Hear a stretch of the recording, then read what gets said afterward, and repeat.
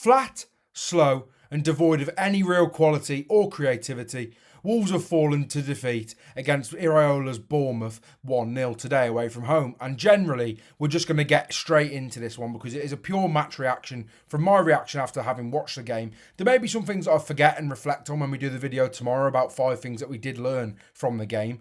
But we're just going to speak about it from, the heart really, and openly and honestly about the game and how I viewed it in my personal opinion. If you disagree with me, please get in the comments. I'd really appreciate it. It's nice to hear your opinions, and I'm sure we can have a very logical and grown up and mature debate. Now, Wolves, 5 goals conceded, no goals scored, creating less than 1 XG so far this season. Just looked so flat. I thought it was poor in almost every aspect really. Now, there are a few positives, so we're just going to start with them because there are still, amongst what was a very, very bad performance, there are still a few positives.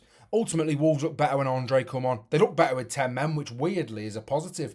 But they look better when Andre came on, and I'd probably class that as a positive or somewhat of a positive at least. I thought they did look better in that sort of last 20, 25 minutes, but generally I thought it was a really poor performance on the whole.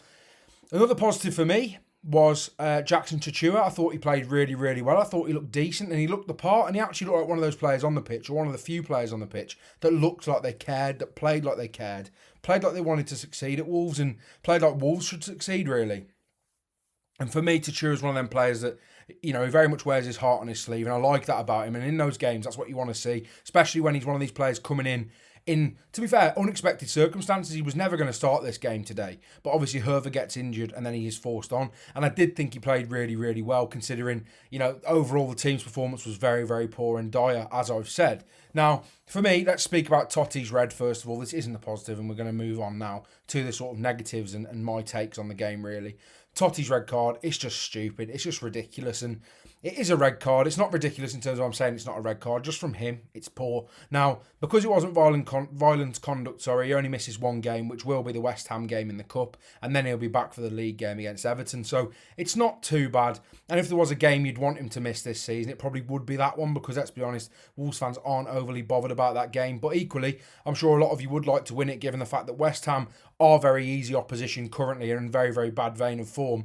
But also the fact that, again, if in a season like this, everyone wants a cup run. They want a cup run. So ultimately, it isn't a great game for him to miss. But equally, there are worse games, and league games having him out for is a concern. Now, Amin Adli was, the name on everyone's lips coming into the game. A player that was meant to have signed for Wolves ultimately ended up at Bournemouth. And, why not from his perspective, really, to be quite honest and brutally honest with you.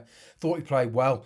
Gets Doherty a yellow card as well. And just generally, I thought he looked really, really promising when he was on the ball and in spaces, and just generally picked up the ball in nice pockets, looked comfortable, looked assured on it, and I think he'd be a really, really top signing for Bournemouth in my personal opinion. I really do like him. Now, one thing that I thought was very interesting from today, David Muller-Wolfer, again, being hooked. Now, again, that could be because he hasn't had a pre-season with Wolves, a full pre-season, of course. He only played 45 minutes against Celta Vigo, played the full game against City, and then obviously plays 45 today. And, well, I think Hugo Bueno is one of them players that Vitor Pereira actually weirdly fancies, which makes the Muller-Wolfer deal even more confusing, given the fact that Rodrigo Gomez could have been able back up. But I think Bueno played okay as well. I don't think he was any worse than Wolfer, and I think obviously a few people have been on to Wolfer already, which I think is a bit reactionary, to be honest. He's only just come into the club. I think give him a bit of time, but equally, his performance wasn't great. Now, for me, Vitor Pereira, I cannot just breeze over this. I think Vitor Pereira got it massively wrong today from the off. I think the starting lineup was just, baffling, to be honest. The fact that Andre wasn't in there, as we briefly touched on was just beyond me, to be honest. I thought Andre's, a nailed-on player in that midfield. It should always be Andre and João Gomez, as far as I'm concerned. Ultimately looked better when he does come on. Bellegarde was just fine. He wasn't dreadful. He wasn't spectacular. He was just fine. Not an impact on the game, let's just say. And Andre definitely did have an impact when he came on. And of course, that's going to be the case. Your best players on the pitch, some of your best players are on the pitch, and ultimately that's going to make a difference. Now, When I look at the game, I think there are a few things that I was really unhappy about with regards to Vitor Pereira. Now, of course, as I've said previously to this game, Vitor Pereira is very predictable. He hasn't changed since last season, his tactics whatsoever. And teams are figuring it out and have figured it out a long time ago. And it's very predictable to know what Wolves are going to do going into the game. And they pretty much did everything I said they would, except he just changed a few players in terms of the actual starting lineup. But the way they played, the tactics and that sort of thing was pretty similar. Now, his substitutions were baffling for me personally. I think taking off Jean Arias when Marshall Monetzi's still on the pitch to me is just baffling. Absolutely baffling, given the fact that he's absolutely nowhere near the level required to be a very, very good Premier League footballer, and Jean Arias has all the attributes to be. You need a goal. Wolves are 1-0 down. What do? Take Jean Arias off. I can't overlook that. I think it's a bit of a ludicrous decision in my personal opinion. And given the fact that Marshall Monetzi stayed on the pitch is, absolutely beyond me, especially in those games. That's not a game for Marshall Monetzi, as I said before the game. It's a game for Fer Lopez. And Fer Lopez, let me get straight onto that. I mean, he doesn't even come on. He's one of the 5 unused substitutes. Hwang comes on before him. It's just beyond me. Again, a game where Wolves need a goal. You'd like to think the player who can unlock the door a bit would come on, but he just didn't even get a minute, which, again, a mad decision to me personally, and one that, to be fair, I think baffled a lot of Wolves fans, and I wouldn't be, overly surprised if it had baffled you as well. Now, it's hard not to get too negative in these videos because we're not seeing a lot of good football at the moment. We're just not. The fact that Wolves play better with 10 men says it all, really, for me.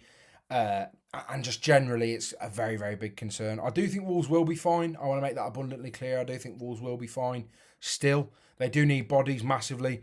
And if you're, Krejci watching that at Girona thinking, oh, I'm in Girona's squad week in, week out, playing in Spain. We're not at any real risk of getting relegated. I'm comfortably in the starting lineup every week. Wolves have come in for me. I've agreed all the personal terms.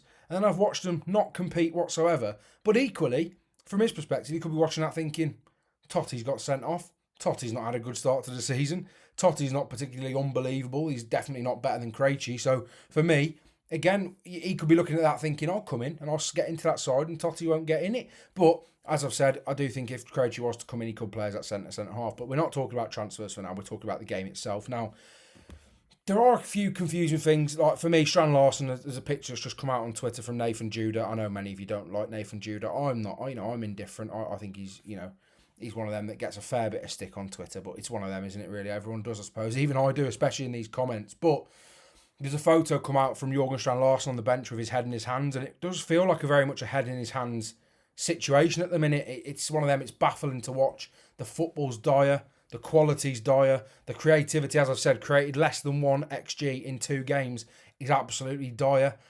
And just the service to Larson's dire. Equally, Larson's performances haven't been unbelievable. But as I've said, he's not one of these players that creates a hell of a lot for himself. And if I did have one criticism of Jurgen Strand Larson, it would be that he doesn't create enough for himself and that he needs to add that to his game and sort of work on that to make himself all round a better striker. Now, I've seen people absolutely losing their heads. And of course, Wolves Twitter and Wolves Facebook, Wolves, YouTube comments are toxic at the best of times.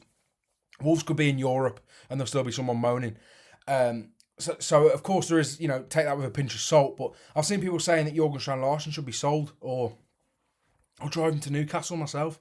First of all, if you're driving in from Bournemouth to Newcastle, mate, that's expensive. It's an expensive drive, I have to say. But seriously, I just think it's one of them. Jurgen Strand Larson's getting stick. But what can you do as a striker who, his best strengths are when people create for him and make things happen for him and gets on the end of things and makes himself a nuisance in the box?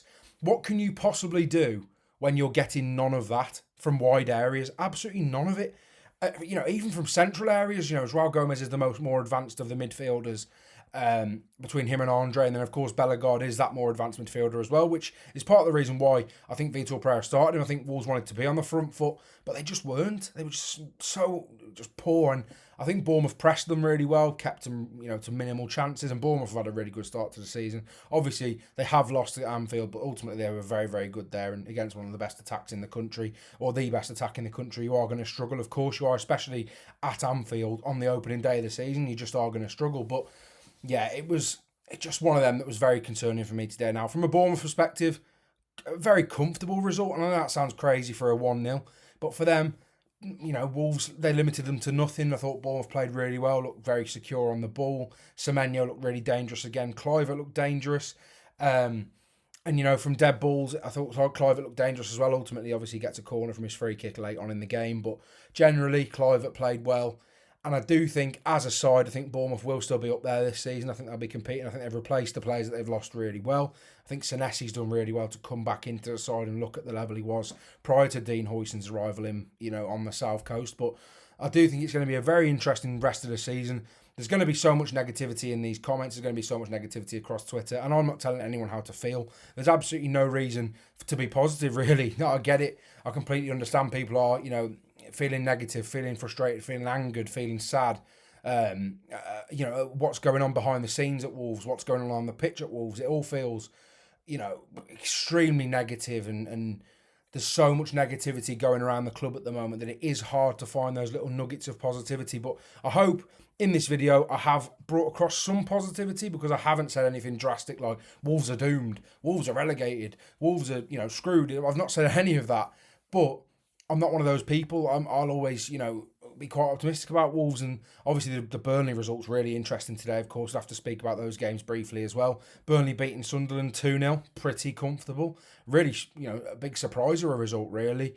Brentford beating Aston Villa, really big surprise. But for me, Brentford will be absolutely fine now, I think, to be honest. I think that, I think they've been overdone a bit in the media, saying that they're in trouble just because Keith Andrews has come in. Just not the case. And I do think Wolves are probably more, Wolves fans have every right to be concerned. You all have every right to be concerned whatsoever. You're paying hard-earned money to travel all the way down to Bournemouth to watch that. I completely get it. You're paying hard-earned money and ridiculous amounts of money to watch Wolves play at the Molineux every week, and the ticket prices and all that obviously factor into it for the quality of football you're receiving. It just simply isn't good enough. Now, I hope you have enjoyed this video somewhat. I hope we can have a decent discussion in the comments about what you've seen today, how you see it, how I see it. Maybe listen to each other's opinion as well, because, that is what YouTube's for. We can listen to other people's opinion and take them on board instead of everyone arguing and getting all uptight about it. I completely understand all your frustrations. I hope you have enjoyed this video nonetheless. Thank you all for watching. If you haven't already, please like the video, subscribe it, share it with your friends, and I'll see you tomorrow for the 5 things that we learned from Bournemouth versus Wolves.